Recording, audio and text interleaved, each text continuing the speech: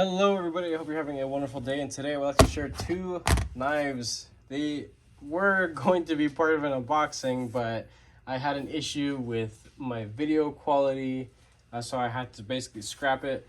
I only got into one of the knives, and we're just gonna essentially start from the top. So we have one knife from QSP, we have one knife from TUYA. This is the TUYA knives NV4 aluminum and carbon fiber. Nice little hard case. Here's the knife. It came in a little plastic bag, nothing fancy, no paperwork, no extra hardware, no nothing, right? Very simple, plain, bare bones. There was almost no point in them having this fancy case. Could have just come in a little cardboard box at that point. But this is the knife, and it is honestly quite beautiful. It definitely surprised me how vibrant this fat carbon fiber is. I have never had anything that has a fat carbon inlay, and hopefully I'm actually using that terminology properly, because this is supposedly aluminum with carbon fiber, so I don't know if that's still classified as a form of fat carbon fiber. But in the pictures on Blade HQ, where I purchased both of these knives from, it looks like it's just plain black and white. But when I got it in hand and I opened it for the first time, I was just like, wow, that's actually extremely reflective. That is actual aluminum. It's very reflective. The action on this thing is stupid. The thumb studs, while they look really slick, they're they are a little bit, but you know what? This knife is just so well tuned. The action is stupid smooth. It's running on bearings, ceramic ball bearings, ceramic D10 ball. The blade shape is something that I most definitely am going to enjoy. Blade material is an S90V. Hopefully it's not the chippy stuff, because S90V can be known for being a little chippy if improperly heat treated. Not the biggest fan of the blade finish, but that's just a personal preference. It has nothing to do with performance. If you see some schmuck already on there, it's because I did a cardboard and paper test. I can go ahead and just do it again to demonstrate. Factory edge on this thing is good to go. It is plenty grabby. Here I'm already failing. Sorry, there's my dog barking in the back. I just got home from work and they're all like riled up and excited. Oh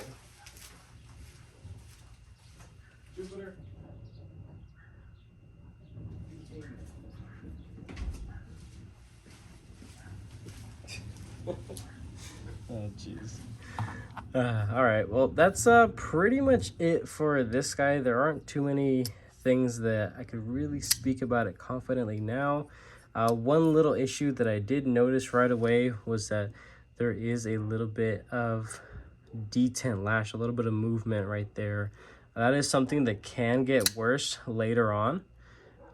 So fingers crossed that it doesn't. I don't know if this is going to be a knife that's going to be a long-term user and staying in the collection. Who knows? I don't know. But side to side, rock solid, up and down, nothing going on. Any pivot lash, nothing. This is extremely solid, super smooth, very easy to engage with, and just the ergonomics on this are quite wonderful, actually. The titanium is well finished. It's pretty much bead blast. It's nothing crazy fancy. It's the same finish of what you get on the titanium MBK knives, Monterey Bay knives. It's the exact same thing. And honestly, even the pivot and the hardware looks to be the same too. Looks like T6 body screws, pocket clip screw, but the pivot is a T8. Let's check the weight on this real quick. 3.8, nothing crazy. There is no internal milling or weight relief, but those inlays I'm sure help out with relieving a little bit of that weight. So with that being said, that's it for this guy. Let's get into that QSP, which I think I might actually be a little bit more excited for. So this guy is the QSP Puffin. There are two variations. Well, I suppose two different models. There might be different colorways that I just wasn't aware of, but this is really weird. And I saw the other variation of this. It didn't have any deployment method. No nail nick, no thumb stud, no flippers. How do you open it? I don't freaking know. Essentially, think of your Mites VV Elementum. Imagine there's no flipper tab, and that's it. You have to take the knife and open it like that. One of the stupidest things I have ever seen. In the knife world nowadays, nobody wants that. Nobody is asking for that. I don't know if that is genuinely how you interact with this knife, but when I read the description on Blade HQ, I was just like, what the hell is going on? But I scrolled down a little further and I found a version with thumb studs. Something that makes sense, right? Nice little stickers. You have a little card right here. And here is the knife, also with carbon fiber inlays. I've been feeling the carbon fiber lately. Oh, you know what? This is a nice size. This is a really nice size. I like that. This is a medium knife. Centering looks pretty darn good. Not a rounded spine, no jimping, but maybe it doesn't call for it. Titanium backspacer, popsicle style titanium clip. There's already a little mark, actually a couple little marks on the tie clip. Whatever, not a big deal. The clip is going to be the first thing to go to shit anyway. But it is something worth noting. There are 3 relief cuts versus the typical just one large that most other companies do. Just kind of like the TUYA here. So 1 large one versus 3. One thing I did notice is that everything else is extremely softened and well-rounded, but this was left, that little corner right there, those 2 corners were left a little sharp. Not a fan of that. There was 3 relief cuts made, triple the room for error, and you know what? Nice and soft, nice and rounded. It's possible, and I'm pretty sure this knife was cheaper. I don't know if it's on bearings, don't know if it's on washers. I think QSP is doing a couple things in washers lately. Can't really tell at the moment. Whatever, let's get this thing out. Oh yeah, that's nice. And that is a really handsome looking knife. It really is. S35VN blade material, you can't go wrong with that. It is wonderful, super steel blade material. I've sharpened it multiple times, no major issues or complaints. It's all right and good to go. I like the decorative pivot on here, but it does protrude a lot, almost too much, honestly. Could have been, should have been set in a little bit more, but I like the touch. This side too could have been inset just a tad bit. I do enjoy these thumb studs, nice and grabby, not too sharp, not slick either. Let's take a look at this blade and its finish. A gorgeous, very consistent, tight grained stone washing. That is beautiful. I love that. Hopefully it's coming through on camera. That's gonna wear in very nicely. I love that. And minimal branding for the most part on the blade. That's nice. Let's do a reverse flick. Oh, just hit the table. Oh yeah, I immediately like this thing way more than the NV4. Wow. I can reverse flick with my actual nail versus my skin. For whatever reason, I locked myself out with the TUYA NV4. Huh. And the size thing, it is going to be a preference thing. But you know what? Let's just have these guys out at the same time. Yeah. So there you guys go. and V4 is definitely going to be a little bit bigger. I'm pretty sure a lot more people will rather gravitate to this because people just like big knives. It is what it is. I like medium.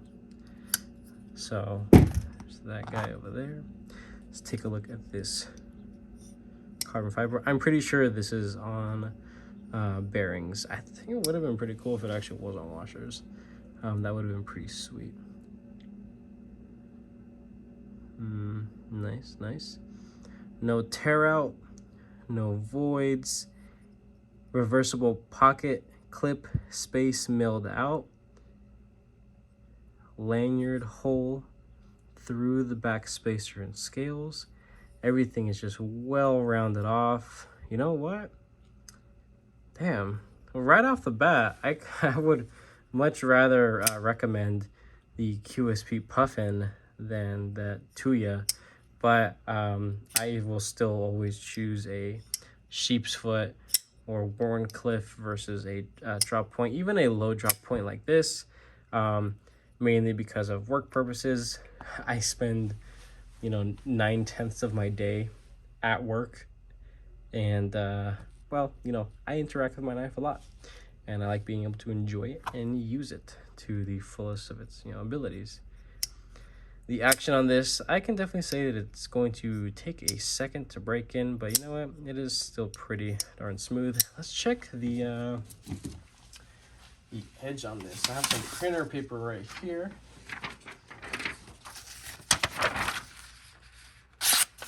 Oh yeah.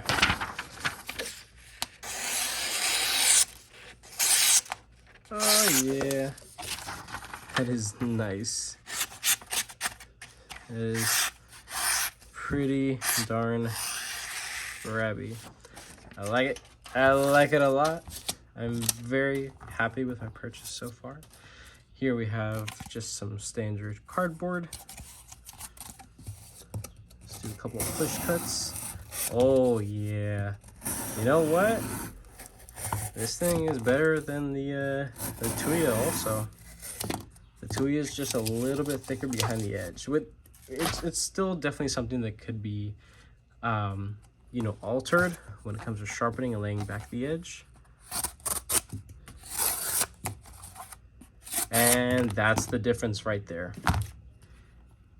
The difference in blade shape is doing slash cuts like that, the material just stays trapped in further in here, the actual cutting edge itself versus slipping out. Still completely both wonderful and usable blade shapes, but right there and then I was able to tell, the main difference between the two. So, give or take, here we have a medium, premium frame lock knife, and here we have a full size, I suppose, frame lock knife, different blade shape. Different blade materials. Here you would have something that to a lot of people would probably be more preferable. S90V, a little fancier, a little bit more special than S35VN, but you know what, they're both good to go blade materials, and the action on this thing is just getting better and better.